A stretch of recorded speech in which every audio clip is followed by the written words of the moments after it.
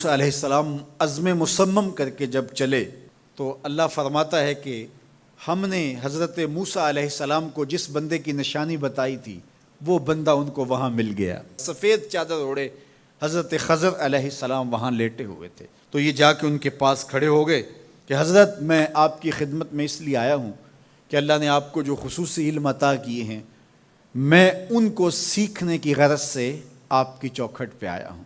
کہا تم میرے ساتھ صبر نہیں کر پاؤ گے، معاملے مشکل ہیں، سفر دشوار ہے، منزل کٹھن ہے، اور میرے معاملات ایسے ہیں کہ تم اعتراض کرو گے اس کے بغیر تم رہ نہیں سکتے۔ حضرت موسیٰ علیہ السلام نے کہا اگر اللہ نے چاہا تو آپ دیکھیں گے میں صبر کروں گا اور آپ کے کسی حکم کی کسی کام کی میں نافرمانی نہیں کروں گا، کسی کام کا انکار نہیں کروں گا۔ کہا کہ اچھا شرط یہ ہے کہ جو میں کروں اس پر تم اعتراض نہیں کرو گے، سوال نہیں کرو گے، یہاں تک کہ میں خود ہی نہ بتاؤں۔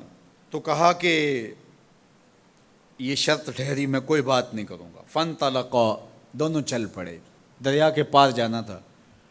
جو کشتی کا مالک تھا، کشتی بان تھا، وہ حضرت خضر علیہ السلام کو جانتا تھا تو اس نے کرایہ بھی نہیں لیا، لیکن جب کشتی پر سوار ہوئے تو عصا مار کے حضرت خضر علیہ السلام نے کشتی کا ایک پھٹا توڑ دیا۔ تو بے ساختہ حضرت موسیٰ علیہ السلام نے کہا آپ نے پھٹا توڑ دیا، یہ سارے ڈوب جائے؟ کہا میں نے کہا تھا نا تم میرے کاموں پہ صبر نہیں کر پاؤ گے۔ تو حضرت موسیٰ کو یاد آیا، کہا میں بھول گیا تھا، اس پر مواخذہ نہ کیجیے۔ پھر دونوں چل پڑے، بچے کھیل رہے تھے، ایک خوبصورت لڑکا وہ بھی بچوں میں کھیل رہا تھا۔ حضرت خضر آگے بڑھے اور اس کی گردن مروڑ دی، اس کو قتل کر دیا۔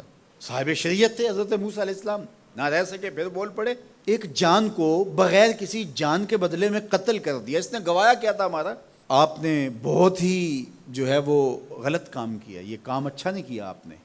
کہا میں نے کہا نہیں تھا کہ تم میرے ساتھ صبر نہیں کر پاؤ گے۔ کہا ایک موقع اور دے دیجئے، اب اگر میں نے کوئی اعتراض اٹھایا تو پھر دوبارہ مجھے آپ اپنی صحبت میں نہ رکھیے، عذر تمام ہو جائے گا۔ پھر دونوں چل پڑے، یہاں تک کہ ایک بستی میں دونوں آئے تو آپ نے بستی والوں سے کہا کہ ہم مہمان ہیں، آپ ہماری مہمان نوازی کیجیے، کھانا کھلائیے۔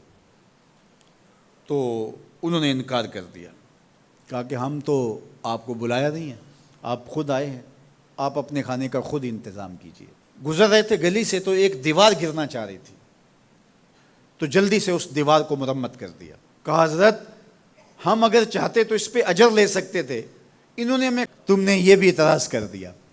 تو انہیں یاد آیا کہ وہ یہ بھی اعتراض ہو گیا، اب میں تمہیں بتاتا ہوں کہ یہ 3 کام میں نے کیوں کیے۔ اللہ اکبر۔ اب سنیے، قرآن ہمیں بتاتا ہے کہ ظاہری علم بھی ہوتا ہے لیکن کوئی باطنی علم بھی ہوتا ہے۔ کہا وہ پہلی بات کشتی والی سنو، یہ 2 مسکین بچوں کی کشتی تھی، ان کے گھر کا چولہا اس کی کمائی سے جلتا تھا۔ دریا کنارے کنارے ایک ظالم بادشاہ رہا تھا جو لوگوں کی کشتیاں چھین رہا تھا، ہم نے تھوڑا سا عیب لگا دیا، وہ ٹوٹی کشتی چھوڑ کے چلا گیا۔ اب وہ تھوڑے سے پیسے لگا کے کشتی مرمت کرا لیں گے، گھر کا چولہا جلتا رہے گا، بتاؤ اچھا کیا یا برا کیا؟